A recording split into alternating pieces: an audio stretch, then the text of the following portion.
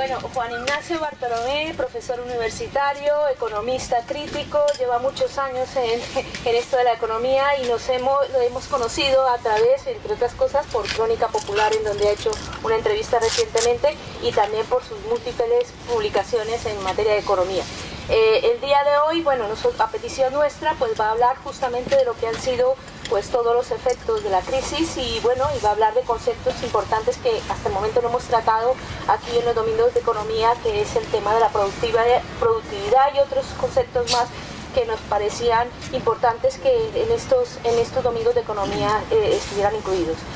Para nosotros es un placer, como siempre, tener a ponentes como Juan Ignacio y bueno, y a todos vosotros aquí. Ojalá pudierais venir.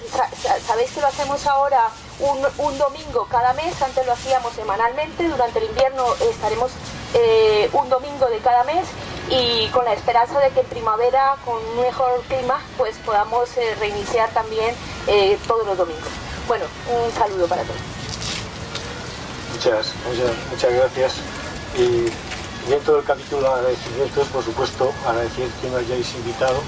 Y no es retórica. Y debo reconocer que este kit me rejuvenece. Me recuerda a viejos tiempos y eso es muy agradable. Por supuesto, agradeceros que asistáis, sinceramente. Me parece heroico con el frío que hace un domingo por la mañana estar aquí escuchando a alguien hablar de conceptos técnicos y en cierta medida complejos. Y no sé si agradecer también al hombre del tiempo el que se haya equivocado diciendo que iba a llover. Espero que esto no llame a la lluvia. Bueno, yo pertenezco a un grupo de economistas, nos hemos autodenominado economistas frente a la crisis. Creo que en el fondo lo que propició nuestra reunión y nuestra actividad es que estábamos hartos de que nos insultaran por las calles por ser economistas. Desde el comienzo de la crisis estamos asistiendo a las manifestaciones de todo un grupo de teóricos de la economía que insisten en que hay que ser más pobres, en que hay que recortar, en que hay que ser más austeros. Y nos sonaba como el médico que va a un enfermo y le dice: tiene usted que estar más enfermo todavía y no tiene usted que curarse, todo lo contrario.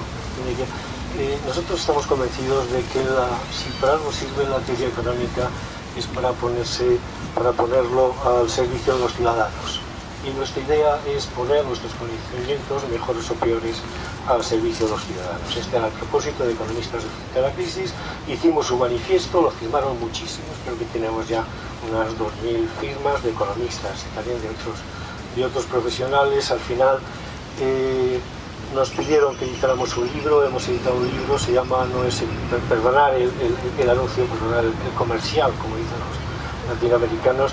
Hemos editado un libro, lo ha editado Planeta, que se llama No es economía, es ideología. Se ha agotado clarísimamente en muy pocas semanas, aunque ya acaba de salir una segunda edición. Por supuesto, el éxito yo creo que no es nuestro, es la necesidad que tienen los ciudadanos de conocer. Y entonces, pues en este momento se vuelcan sobre cualquier cosa que trate de explicar lo que... Esto es una gota. Que trate de lo que está pasando. Bien. El propósito, por lo menos lo que yo quería abordar en términos, digamos, generales y amplio, es un poco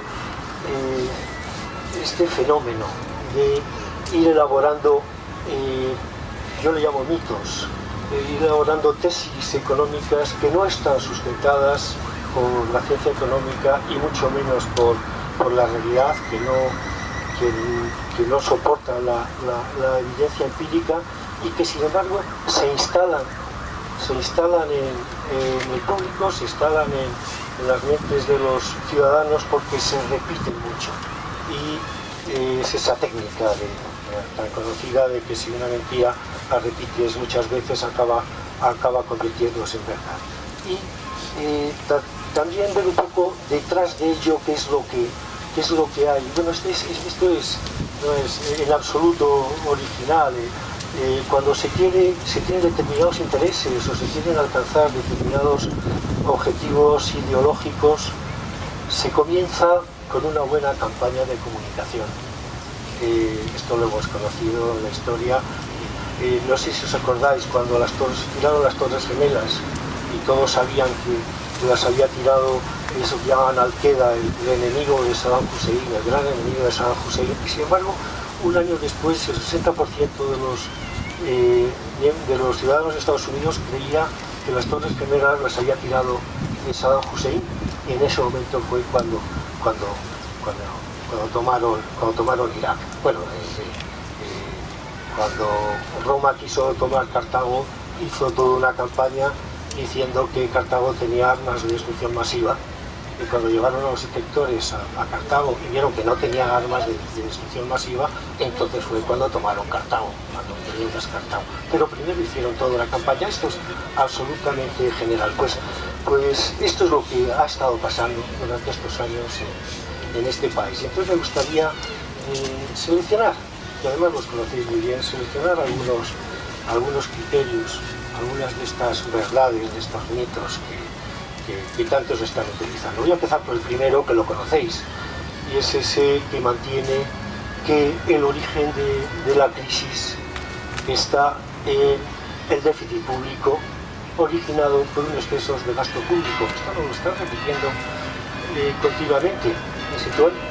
A eso se debe la crisis.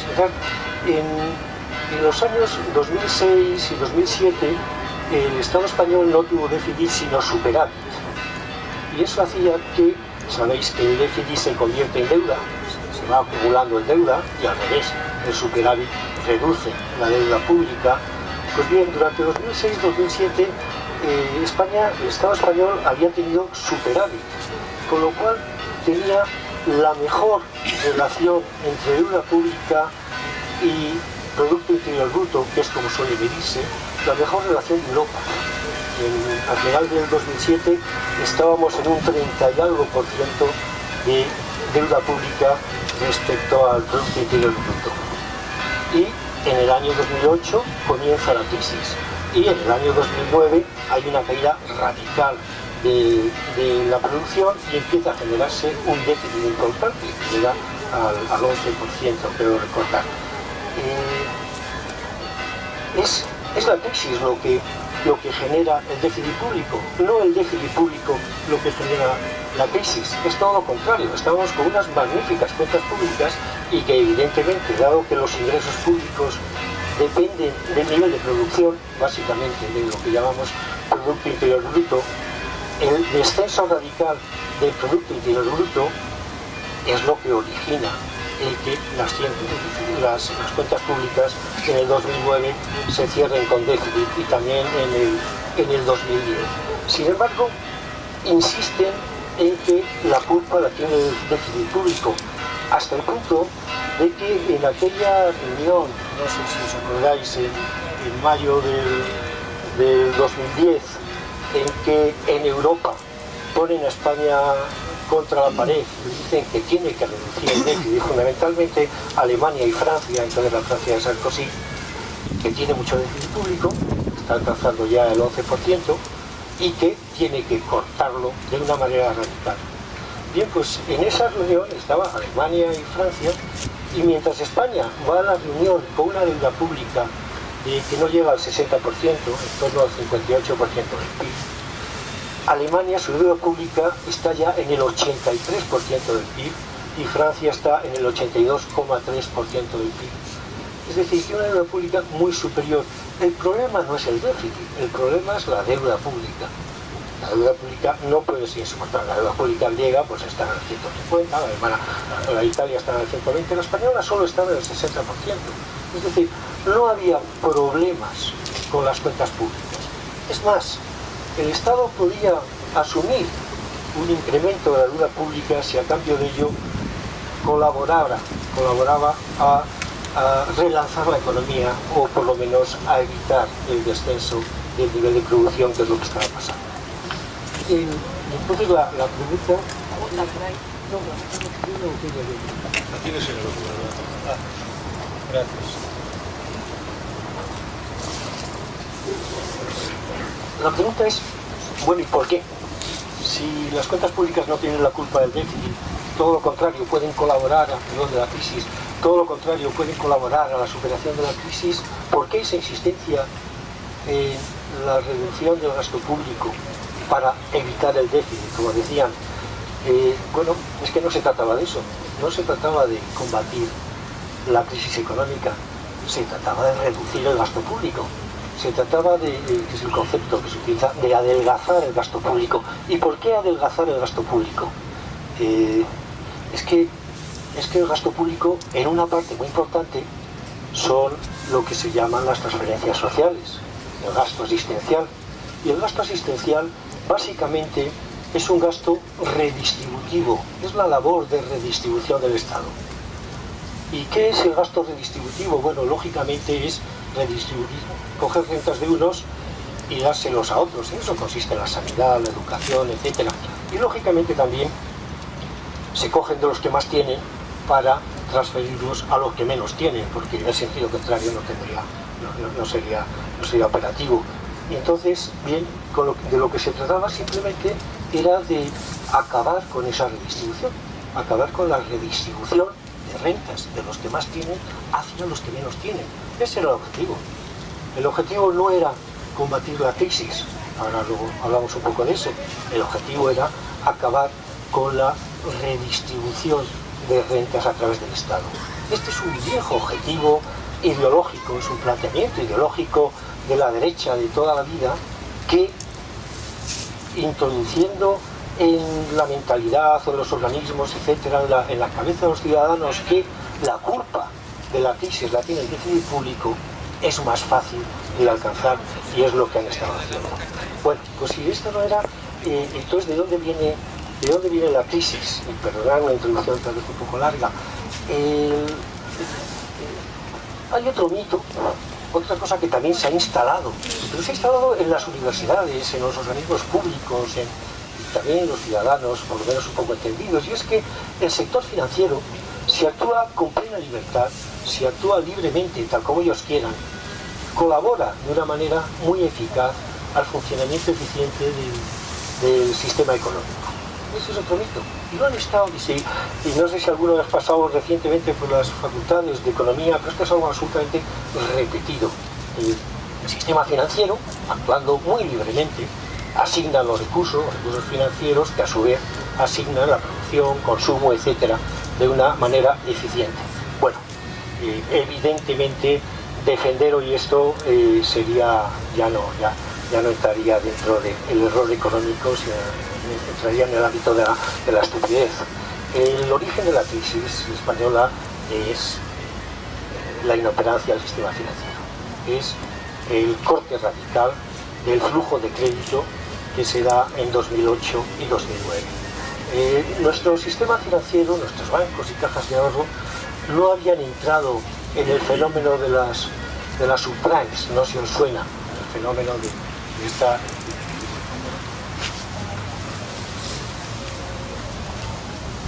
Sí, ahora, sí.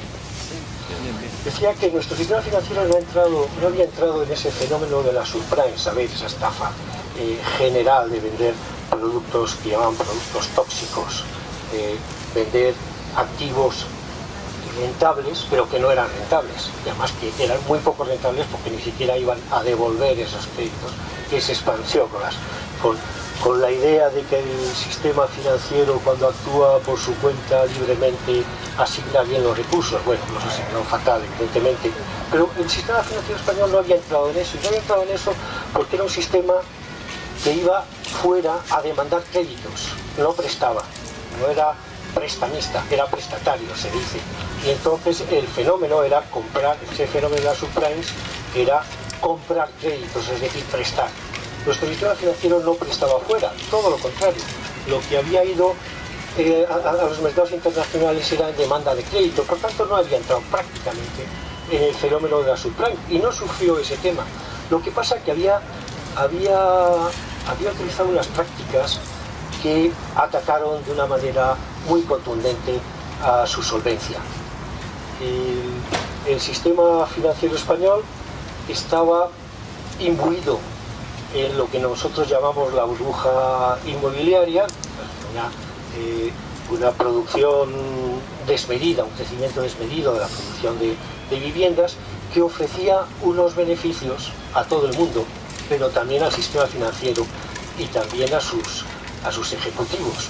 El mecanismo era, yo doy hipotecas al 5% a 30 años y lo que hago es, como en España no se genera tanto dinero como para poder hacer en esos volúmenes, pues lo que hago es ir a los mercados internacionales, digo el banco, pido créditos a otros bancos internacionales y los pido al 2%, era un momento en que estaba muy barato endeudarse fuera, lo tomo al 2% y lo presto al 5%.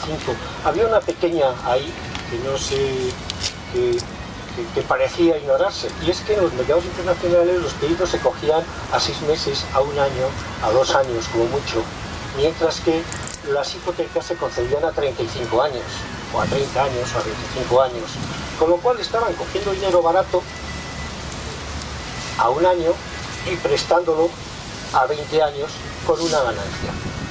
Eso es una barbaridad, porque en cualquier momento te puedes quedar colgado si fuera, en vez del lo que pasó, en vez del 2% tienes que pagar el 8%.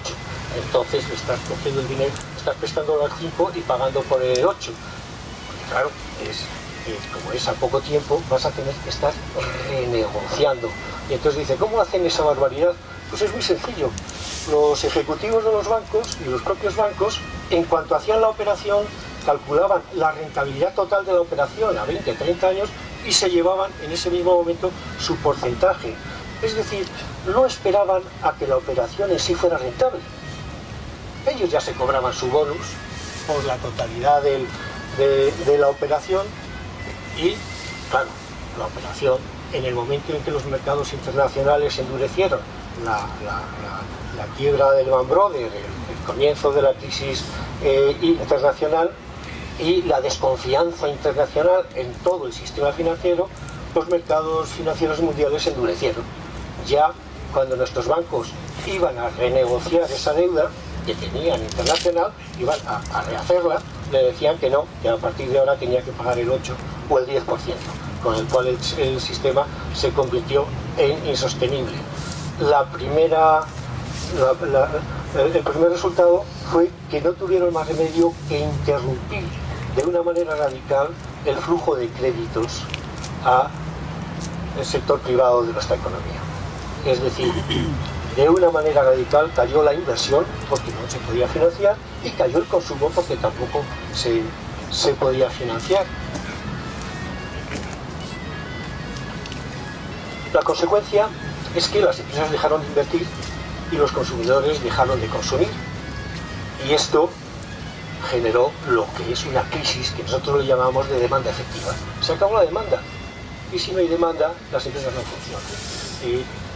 Pocas veces ha pasado en la economía española algo tan radical como que en el 2007 la economía española creciera al 3,6% y en el Producto Interior Bruto creciera al 3,6% y en el 2009, solo 2 años después, decreciera al 3,7%. Es una caída del 8%, una auténtica barbaridad, solo en 2 años. Una auténtica barbaridad. Es que las empresas se quedaron sin demanda. Se acabó la demanda de inversión y se acabó la demanda de consumo. Esto lo recalco porque es importante estar convencidos de que esto es una crisis de demanda, que lo que falta es demanda. Lo que nosotros llamamos demanda efectiva, que no se compra y con eso las empresas pues no tienen más remedio que cerrar. El segundo efecto es que se genera la insolvencia de nuestro sistema financiero. Nuestro sistema financiero se ha endeudado muchísimo respecto al exterior y no tiene capacidad para devolver esas cantidades, entre otras cosas porque al interrumpirse el flujo de créditos se interrumpe también el negocio de los bancos. El negocio de los bancos es prestar con intereses. Si no prestan y dejaron de prestar, también se acaba su negocio y entonces tiene muchas más dificultades para devolver esos créditos. Pero además un efecto adicional, y es que el sistema financiero español había creado sus propios activos tóxicos, es decir, había evitado los activos tóxicos internacionales, lo que llamamos la subprime, pero como empezó la morosidad, sus hipotecados, sus prestatarios no devolvían los créditos, entonces empezó a quedarse con, ejecutando las hipotecas, empezó a quedarse con activos inmobiliarios, porque había sido básicamente el sector inmobiliario, como había comentado, donde quien concedían los créditos, empezó a quedarse con activos inmobiliarios devaluados, que empezaban a valer mucho menos, con lo cual tenía en balance anotados por 100 algo que solo valía 50, por poner ejemplos. Es decir, nuestro sistema financiero se quedó sin renegociar, acabó con sus flujos de crédito y además en sus balances se originaron todos sus activos, se acumularon todos lo que yo llamo activos tóxicos españoles, bienes inmobiliarios que no valían las cantidades por las que estaban anotadas en sus activos. Esta es, digamos, el origen y la evolución de nuestra crisis. Sin embargo, como decía antes, los focos se ponen sobre el sector público, cuando no. ¿Por qué? Había que mantener esa tesis de que la libertad de actuación de los mercados financieros generaba eficiencias importantes en el sistema productivo. Y esto es lo que nos repetían los portavoces del sistema financiero, obviamente. Quiero hacer un inciso. No, tampoco tenemos que autoflagelarnos. Las actuaciones, las malas prácticas, yo diría bárbaras prácticas de nuestro sistema financiero, ni mucho menos han sido las únicas. Eso de que es que España, tal, no sé qué. Os doy pequeños datos. El informe en 2009 del interventor oficial de la banca alemana valoró en 800.000 millones de euros los activos tóxicos adquiridos para especular por la banca alemana, muy superior a los activos tóxicos españoles multiplicados por 10, en 800.000 millones de euros. Y la banca alemana estuvo recibiendo cantidades ingentes para rescatarla de las autoridades alemanas y se quedó endeudada con las autoridades alemanas, cantidades ingentes, en torno a 500.000 millones de euros, sumándolos todos, y tenía que devolverlos. ¿Y cuál ha sido la estrategia de la banca alemana? No solo la alemana, pero fundamentalmente la alemana. ¿Cuál ha sido la estrategia? La estrategia ha sido toda una campaña de desprestigio de las instituciones financieras del sur de Europa y, por supuesto, de España. Han creado una especie de pánico financiero que les ha dado magníficos resultados. En los primeros 8 meses del año 2012 salieron de España 330.000 millones de euros hacia las instituciones financieras alemanas, suizas, luxemburguesas o holandesas. Para que os dais una idea de la magnitud de la cifra, 330.000 millones de euros es en torno a 1/3 de toda la producción anual del Producto Interior Bruto de España. Y han salido a precio cero y han ido a parar a esas instituciones financieras, con lo cual han podido hacer el negocio de prestarlo a tipos de interés y con lo cual están solucionando su crisis financiera, la crisis financiera de la subprime. No solo el flujo, además, con ese pánico, inseguridad en que se vaya a devolver los créditos españoles, nuestras instituciones financieras, sube los tipos de interés. No solo con eso, también están haciendo colusión para subir artificialmente el LIBOR o el Euribor, pero bien, el caso es que considerable subida de los tipos de interés de la deuda de los países del sur y por supuesto de España, con lo cual están obteniendo grandes beneficios. Y si se me apura, es que ahora como tendieron un megáfono allí. Ahora que lucha contra...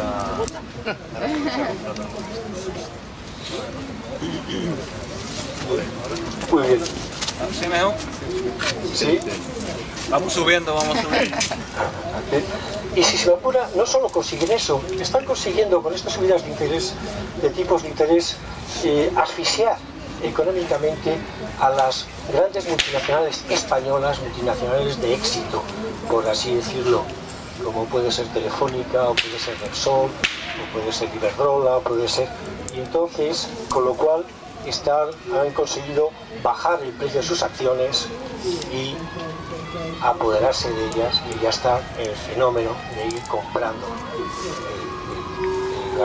los títulos accionariales de este tipo de compañías. Es decir, esta estrategia, por cierto, liderada por Wilman, por el presidente del Banco Central alemán, esta estrategia les está dando muy buen resultado. Y cuando a mí me preguntan, ¿y cuándo acabará la crisis? Pues mira, acabará la crisis cuando Alemania se haya desprendido de todo el efecto de la subprime, de todos sus activos tóxicos, de todo el resultado de su política especulativa durante los años centrales de la década del 2000. Y probablemente ya empiece a estar pasando, porque los beneficios que están obteniendo son absolutamente ingentes. Quiero decir que las prácticas de la banca española no son recomendables, han sido muy tóxicas, pero no el que esté libre de pecado tira la primera piedra. Esta continua repetición de qué buenos son los alemanes y qué mal lo hemos hecho nosotros, no, en absoluto. Ellos lo que sí son es más fuertes, y al final lo que se impone es la fuerza, controlan las instituciones europeas. Bien, pero voy un poco a lo que decía antes, y es que esta es una crisis de demanda efectiva, es una crisis de interrupción de la demanda privada, de inversión y de consumo. Y sin embargo, hay otro mito que se repite mucho y que ya está instalado en el subconsciente en general de los ciudadanos, de los servicios de estudios, de los asesores, etc. Y es que esta es una crisis de oferta. Es decir, que la culpa de la crisis no es la falta de demanda, sino lo mal que funciona nuestro aparato productivo. Nuestro aparato productivo funciona muy mal y eso es lo que está condicionando la crisis. Y cuando se rasca un poco más, y bueno, digamos que el aparato productivo funciona mal, dicen sí, funciona mal porque funciona muy mal el mercado de trabajo español. O dicho de otra manera, la culpa no la tienen los bancos, la culpa la tienen los trabajadores. Lo que funciona mal es el mercado de trabajo español. Y eso es otra cosa que han estado instalando. Bien, y se les pregunta, bueno, ¿y qué es eso de que funciona mal el mercado de trabajo español? Mira, es un mercado de trabajo que no permite el aumento del empleo, que no permite el aumento de la contratación. Bueno, pues vamos a ver. Entre 1995 y el 2007, nuestro mercado de trabajo creó 8,5 millones de empleos nuevos, muy superior a una tasa de crecimiento del empleo muy superior a la de cualquier país europeo. 1 de cada 3 empleos en Europa se creaba en España durante esa época. Entonces, bueno, el mercado de trabajo tendrá problemas, pero no el que impida la creación de empleo cuando ha creado empleo en proporciones tremendas. Dice, sí, pero es que no es flexible, no se puede despedir. Bueno, vamos a ver, en 2008-2009 se despidieron millones de trabajadores. O sea, no me digas que no se puede despedir, porque es evidente que sí se puede despedir, que es un mercado flexible. Bueno, también, pero es un mercado de trabajo que no propicia la productividad del trabajo. es que tenemos una productividad muy baja del trabajo.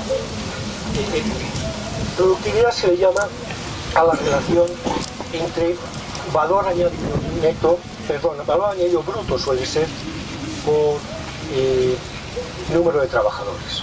Es decir, el valor añadido por cada trabajador. La productividad es alta si cada trabajador añade mucho, y es baja si cada trabajador añade poco. Bien, pues la productividad del trabajo español era baja, y ha sido muy baja en los años desde el 2003 hasta el 2005, que tiene un pico por abajo, y fundamentalmente, efectivamente, por el excesivo peso de la construcción en el conjunto de la producción española. La construcción, como sabéis, es muy intensiva en mano de obra, muy intensiva en trabajo. Al ser muchos los trabajadores en la construcción, su producto dividido por el número de trabajadores es pequeño. La productividad es pequeña porque el sector de la construcción tenía un peso muy fuerte en el conjunto del Producto Interior Bruto, y es un sector con poco valor añadido por trabajador. A partir del 2005 la productividad en España, la productividad de trabajo en España empieza a incrementarse, y en el 2010 es muy superior a la media europea y superior a la alemana. Recuerdo, para una base 100 para el conjunto de Europa, la productividad alemana se sitúa en el 108 y la productividad española en el 109. Y bueno, ya ha superado a Inglaterra, etc. ¿Qué es lo que ha pasado? Lo que ha pasado es que al empezar a desaparecer el sector de la construcción, al reducirse, que es donde se ha reducido el empleo básicamente en el sector de la construcción, el fenómeno de la baja productividad en el sector de la construcción desaparece, y lo que queda es la productividad en otros sectores, en sectores industriales, en el sector servicios, fundamentalmente en el sector turístico, etc. Es decir, si aislamos el fenómeno de la construcción, la productividad del sistema productivo español, la productividad del trabajo en España es muy superior a la media europea y superior a otros países. Y fijaros que os estoy dando el dato de 2010, del final del 2010. Y digo del final del 2010 porque todavía no había venido la reforma laboral. Es decir, sin reforma laboral, la productividad del trabajo estaba por encima. Quiero decir que esa excusa de que la productividad del trabajo era reducida, realmente no era cierta cuando se hace la reforma laboral. Y continuando con que la productividad es baja, sacan su corolario, y es que la competitividad del sector productivo español es muy baja. En España nuestro sistema económico es muy poco competitivo, por tanto hay que reformarlo, y por tanto hay que reformar el mercado de trabajo, que es el culpable. Bueno, tampoco es cierto. Los CLU, que se llama, hay un indicador de competitividad que es el coste laboral unitario, lo que cuesta producir cada unidad, lo que cuesta producir por unidad de producto. Ese suele ser el indicador que se utiliza, y entonces si este coste es muy alto, pues no se es competitivo. Si este coste es muy bajo, pues entonces es competitivo. Se llama CLU, coste laboral unitario. Es uno de los indicadores, no es el indicador básico que se toma para comparar, para hacer un benchmark en competitividad. Bien, nuestro coste, ya en 2012, nuestro coste laboral unitario está a nivel de Alemania, más o menos, si lo tomamos en términos nominales. ¿Sabéis lo que es nominal? Es decir, en euros corrientes, sin descontar la tasa de inflación, sin descontar la subida de precios. El coste está más o menos alineado con la media europea y básicamente con Alemania. No es superior. Nuestra competitividad no es peor que la de otros países europeos, tomado en términos nominales. Si lo tomamos en términos reales, es decir, nosotros los economistas decimos deflactando por la subida de los precios, es decir, quitándole ese coste, la subida de los precios, que en España está siendo mayor que en otros países europeos, entonces nuestro coste laboral unitario es muy inferior a la media europea y a Alemania y otros países de ese estilo. Es decir, que con ese indicador del coste laboral unitario, el sector productivo español es bastante más competitivo que otros sistemas productivos de otros países, tomado en términos reales, deflactando. Pero bueno, entonces ¿por qué? Porque nuestros precios han subido. ¿Qué es lo que quiere decir eso? Ha subido más que en Europa. ¿Qué es lo que quiere decir eso? Quiere decir que es el diferencial, que la reducción de salarios que se ha dado en España durante estos 2-3 últimos años no se ha trasladado a los precios, se ha trasladado a los márgenes empresariales, se ha trasladado a los beneficios, y que por tanto, si nuestro sector económico, nuestro sector productivo no parece tan competitivo como debería ser, es porque los márgenes han subido y por tanto los precios exteriores siguen manteniéndose o determinados.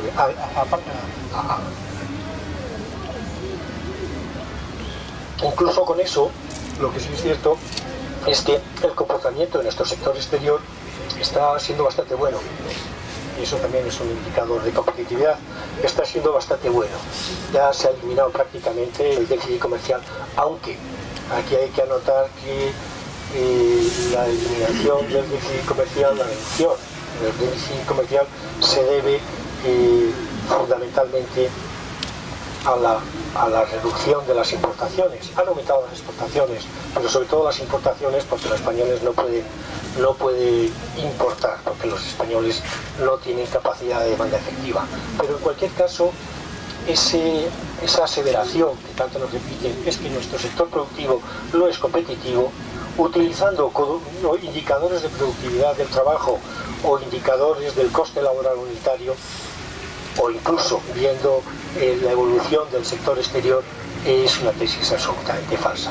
Entonces, ¿a qué viene toda esa? Bueno, pues viene efectivamente a insistir en que la culpa de la crisis la tiene el mal funcionamiento del mercado laboral, y esa es la mejor coartada para hacer su reforma laboral.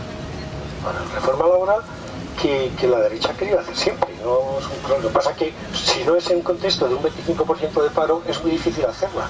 En medio de la crisis sí se puede hacer. Primero tienen que convencernos de que la culpa la tiene el mercado de trabajo, y después se meten a fondo con la reforma laboral. Reforma laboral que, por cierto, aparte de sus temas de justicia, es una reforma laboral que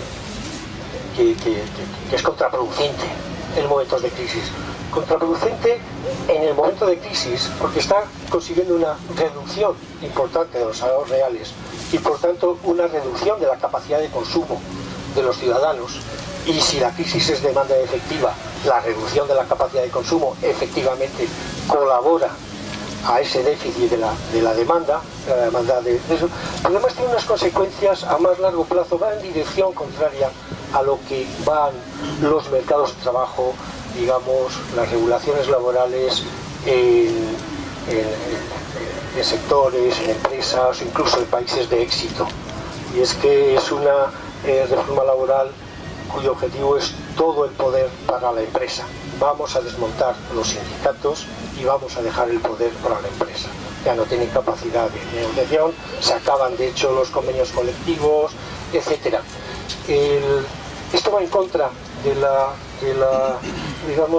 la línea que siguen otros mercados de trabajo, otras empresas con éxito, y es, digo, a futuros.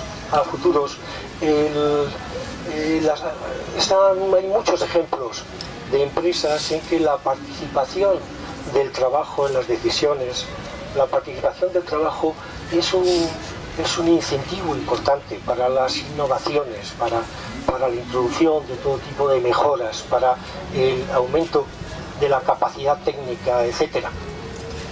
Por esta línea van los mercados de trabajo de éxito y hay muchas empresas en este sentido paradigmáticas, incluso en Alemania. Esta es la línea que se ha llevado en Alemania. Esa participación supone unos coeficientes de mejora de la calidad, de la introducción de tecnologías muy importante y lo están coartando a futuros con esta reforma laboral. Pero reforma laboral que para hacerla requería insistir en que la culpa de la crisis la tenía el mal funcionamiento del mercado de trabajo. Y ya finalmente, pues ves donde hay otro mito que se nos repite también, y es que con los recortes solucionaremos el déficit, con las reducciones de gasto público asistencial solucionaremos el déficit y por tanto eso permitirá salir de la crisis. Los recortes y las reformas no permitirán salir de la crisis. Es la crisis la que permite hacer recortes y reformas. Los recortes que estén haciendo, la reducción del gasto público, va en contra de la dirección lógica. Si es una crisis de demanda efectiva, por eso lo niegan tanto, si es una crisis de demanda efectiva, es decir, de caída radical de la demanda de inversores y consumidores, el además reducir la demanda pública, lo que queda, colabora, como estamos viendo, colabora de manera, nosotros decimos, procíclica, colabora en el sentido del ciclo, reduce más la demanda efectiva y por tanto agrava la crisis.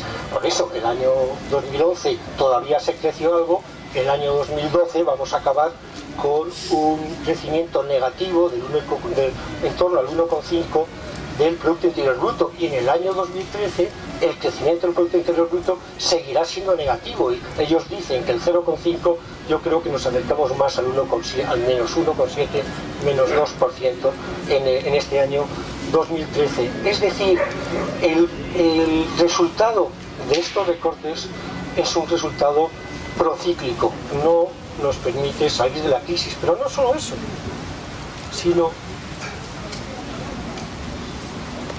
que además el objetivo que dicen perseguir, la reducción del déficit público, tampoco se cumple en absoluto. Y si hubieran ido a los que dicen eso, si hubieran ido a una clase de introducción a la economía, lo sabrían perfectamente. Al reducir el gasto público, se reduce la producción. Ese médico que echas ya no se toma la caña en el bar y entonces consume menos y acabas echando al camarero, etcétera, o no compra. La reducción del gasto público, el reducir obras públicas, pues ya hace que no se contrate gente y por tanto reduce la producción. Es lo que solemos llamar el efecto multiplicador. Pero al reducir la producción, reduce también los ingresos. Se reduce el gasto, pero reduce también los ingresos públicos. Pero es más, como tienes que echarlos, aumentan los gastos en seguro de desempleo. Pero es más, al reducir el gasto público y dejar sin asistencia médica, reducir investigadores, etcétera, además estás empobreciendo al país y se ha estado un fenómeno que por otra parte era perfectamente previsible, y es que sube la prima de riesgo. Dicen que reducen el gasto público para que baje la prima de riesgo. No, lo que suele pasar es que sube. Quiebra la confianza en España. A los mercados financieros no les gusta prestar a los pobres. Y si tú lo que dices es que estás empobreciendo al país, pues entonces no le gusta prestarte. Ver más riesgo en un país pobre que en un país rico, y por tanto suben los tipos de interés, lo que llamamos la prima de riesgo, los tipos de interés a los que nos prestan. Es decir, hay varias condiciones que hacen que la reducción del gasto público tenga muy poca influencia. ¿Se oye? Muy poca influencia en el déficit. Fijaros,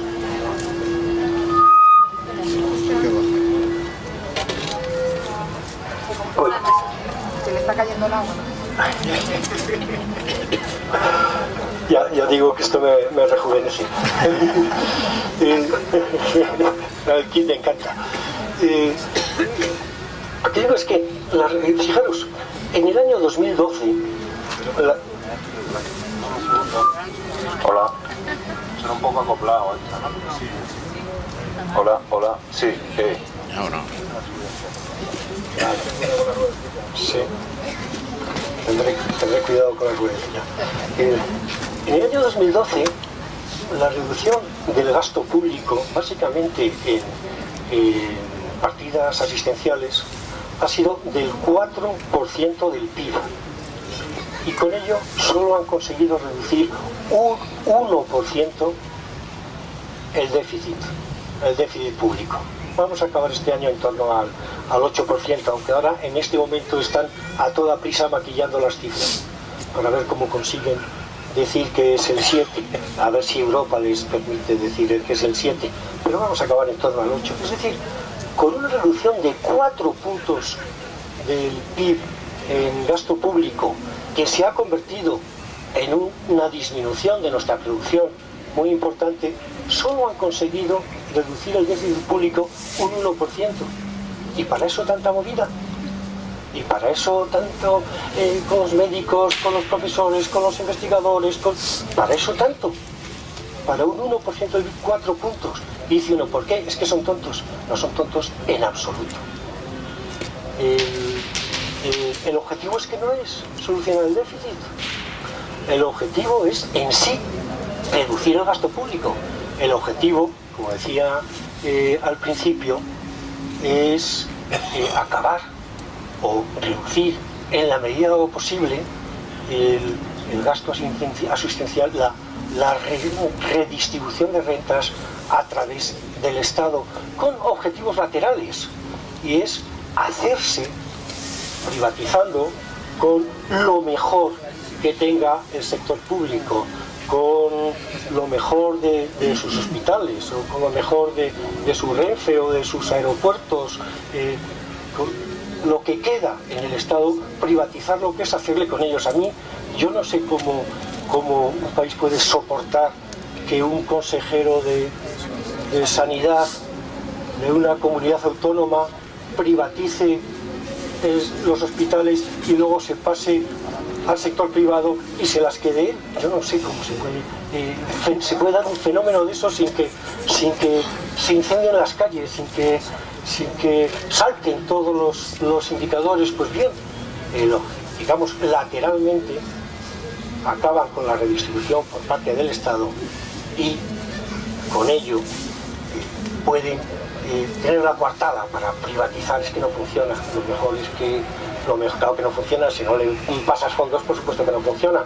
Lo mejor es que la gestión sea privada, y además no es que la privaticen gratis, es que la privatizan gratis dando dinero además para que se la queden. Pero bien, todo sería soportable si con eso se colaborara a salir de la crisis, pero no, es todo lo contrario, está agravando la crisis.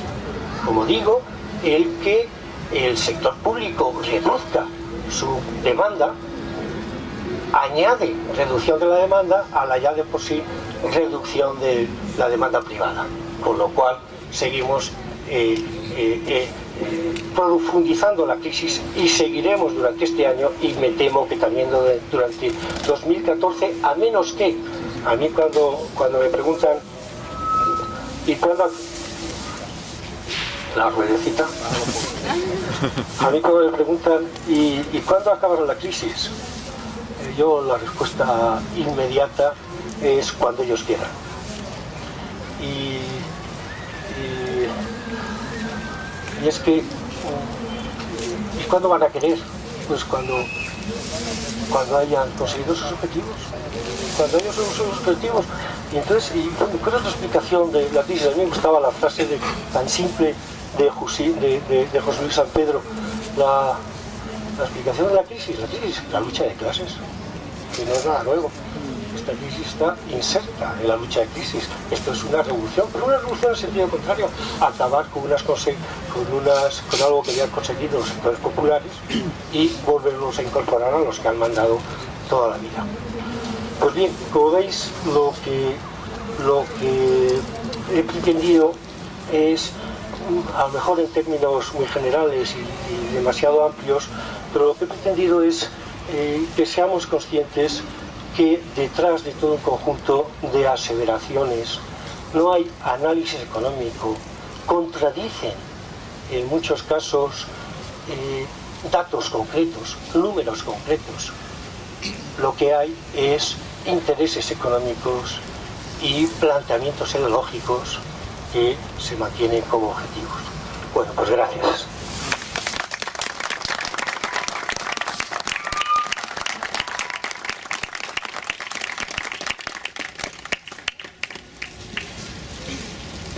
Gracias, Ignacio. Ahora te vamos a someter a un turno arduo de...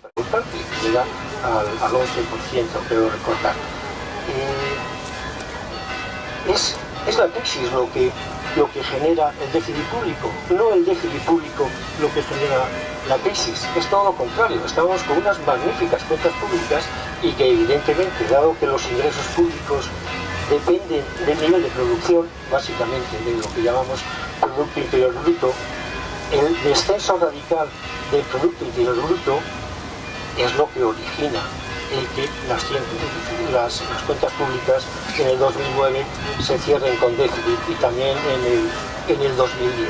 Sin embargo, insisten en que la culpa la tiene el déficit público, hasta el punto de que en aquella reunión, no sé si os acordáis, en mayo del 2010, en que en Europa ponen a España contra la pared, dicen que tiene que reducir el déficit, fundamentalmente Alemania y Francia, entonces la Francia de Sarkozy, que tiene mucho déficit público, está alcanzando ya el 11%, y que tiene que cortarlo de una manera radical. Bien, pues en esa reunión estaba Alemania y Francia, y mientras España va a la reunión con una deuda pública que no llega al 60%, en torno al 58% del PIB, Alemania, su deuda pública está ya en el 83% del PIB y Francia está en el 82,3% del PIB. Es decir, tiene una deuda pública muy superior. El problema no es el déficit, el problema es la deuda pública. La deuda pública no puede ser insoportable. La deuda pública griega pues está en el 150, la alemana, la Italia está en el 120, la española solo está en el 60%. Es decir, no había problemas con las cuentas públicas. Cuando Roma quiso tomar Cartago, hizo toda una campaña diciendo que Cartago tenía armas de destrucción masiva. Y cuando llegaron los inspectores a Cartago y vieron que no tenía armas de destrucción masiva, entonces fue cuando tomaron Cartago, cuando perdieron Cartago. Pero primero hicieron toda una campaña. Esto es absolutamente general. Pues esto es lo que ha estado pasando durante estos años en este país. Entonces me gustaría seleccionar, y además los conocéis muy bien, seleccionar algunos criterios, algunas de estas verdades, de estos mitos que tantos están utilizando. Voy a empezar por el primero, que lo conocéis, y es ese que mantiene que el origen de la crisis está en el déficit público originado por un exceso de gasto público. Esto lo está repitiendo continuamente. A eso se debe la crisis. En los años 2006 y 2007 el Estado español no tuvo déficit sino superávit, y eso hacía que, sabéis que el déficit se convierte en deuda, se va acumulando en deuda, y al revés, el superávit reduce la deuda pública. Pues bien, durante 2006-2007 España, el Estado español había tenido superávit, con lo cual tenía la mejor relación entre deuda pública y Producto Interior Bruto, que es como suele medirse, la mejor relación de Europa. Al final del 2007 estábamos en un 30 y algo por ciento de deuda pública respecto al Producto Interior Bruto. Y en el año 2008 comienza la crisis, y en el año 2009 hay una caída radical de la producción y empieza a generarse un déficit importante. Espero que esto no llame a la lluvia. Bueno, yo pertenezco a un grupo de economistas, nos hemos autodenominado economistas frente a la crisis. Creo que en el fondo lo que propició nuestra reunión y nuestra actividad es que estábamos hartos de que nos insultaran por las calles por ser economistas.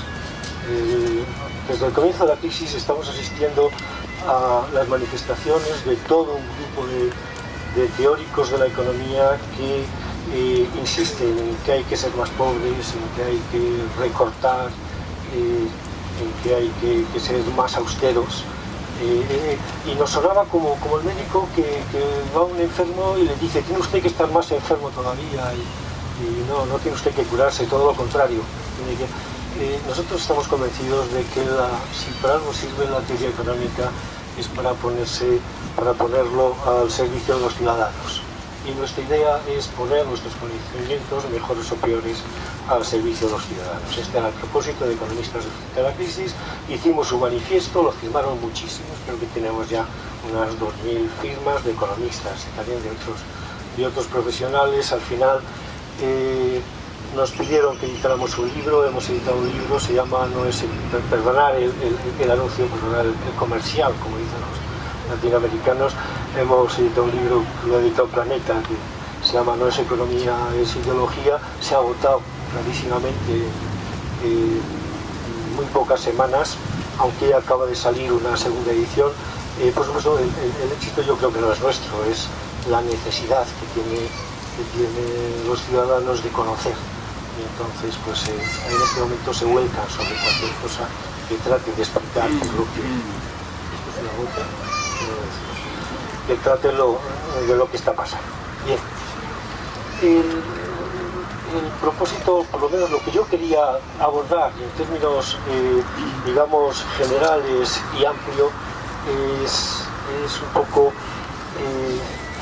este fenómeno de ir elaborando, yo le llamo mitos, de ir elaborando tesis económicas que no están sustentadas por la ciencia económica y mucho menos por la realidad, que no soporta la evidencia empírica, y que sin embargo se instalan en el público, se instalan en las mentes de los ciudadanos porque se repiten mucho. Y es esa técnica tan conocida de que si una mentira la repites muchas veces acaba convirtiéndose en verdad. Y también ver un poco detrás de ello qué es lo que hay. Bueno, esto no es en absoluto original. Cuando se tienen determinados intereses o se quieren alcanzar determinados objetivos ideológicos, se comienza con una buena campaña de comunicación. Esto lo hemos conocido en la historia. No sé si os acordáis cuando tiraron las Torres Gemelas y todos sabían que las había tirado eso que llaman Al-Qaeda, el enemigo de Saddam Hussein, el gran enemigo de Saddam Hussein, y sin embargo, un año después, el 60% de los ciudadanos de Estados Unidos creía que las Torres Gemelas las había tirado Saddam Hussein, y en ese momento fue cuando tomaron Irak. Bueno, Juan Ignacio Bartolomé, profesor universitario, economista crítico, lleva muchos años en esto de la economía y lo hemos conocido a través, entre otras cosas, por Crónica Popular, en donde ha hecho una entrevista recientemente, y también por sus múltiples publicaciones en materia de economía. El día de hoy, bueno, a petición nuestra, pues va a hablar justamente de lo que han sido pues todos los efectos de la crisis, y bueno, y va a hablar de conceptos importantes que hasta el momento no hemos tratado aquí en los domingos de economía, que es el tema de la productividad y otros conceptos más que nos parecían importantes que en estos domingos de economía estuvieran incluidos. Para nosotros es un placer, como siempre, tener a ponentes como Juan Ignacio, y bueno, y a todos vosotros aquí. Ojalá pudierais venir. Sabéis que lo hacemos ahora un domingo cada mes. Antes lo hacíamos semanalmente. Durante el invierno estaremos un domingo de cada mes, y con la esperanza de que en primavera, con un mejor clima, pues podamos reiniciar también todos los domingos. Bueno, un saludo para todos. Muchas gracias. Y dentro del capítulo de agradecimientos, por supuesto, agradecer que me hayáis invitado. Y no es retórica. Y debo reconocer que este kit me rejuvenece. Me recuerda a viejos tiempos, y eso es muy agradable. Por supuesto, agradeceros que asistáis, sinceramente. Me parece heroico parece rico con el frío que hace el domingo por la mañana estar aquí escuchando a alguien hablar de conceptos técnicos y en cierta medida complejos. Y no sé si agradecer también al hombre del tiempo el que se haya equivocado diciendo que iba a llover.